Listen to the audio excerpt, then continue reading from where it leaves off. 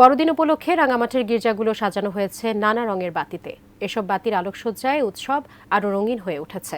রাঙামাটির আসাম বস্তি নির্মলা মারিয়া গির্জা থেকে বড়দিনের খবর জানাচ্ছেন রাঙামাটির প্রতিনিধি পুলক চক্রবর্তী।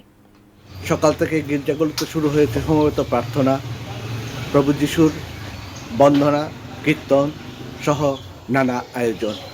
আমি এখন দাঁড়িয়ে আছি রাঙামাটির আসাম বস্তি নির্মলা গির্জাতে।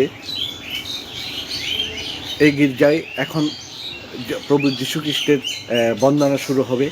ফাদার মাইকেল রয় এই গির্জায় তার ধর্মীয় রীতিনীতি অনুসারে তার বাইবেলের উপর বর্ণনা প্রদান করবেন।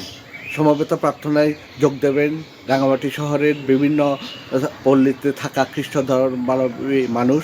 এছাড়া রাঙামাটি সহ মানিকছড়ি, কাপ্তাই, বিলাইছড়ি, চন্দ্রঘোনা সহ বিভিন্ন সম্প্রদায়ের খ্রিস্ট ধর্মাবলম্বী মানুষরা এই বিভিন্ন গির্জায় তারা সমবেত হয়েছেন। আজ সারাদিন তারা গির্জাতে সমবেত প্রার্থনার পাশাপাশি পরস্পরের সাথে কুশল বিনিময় করবেন, কেক কাটবেন।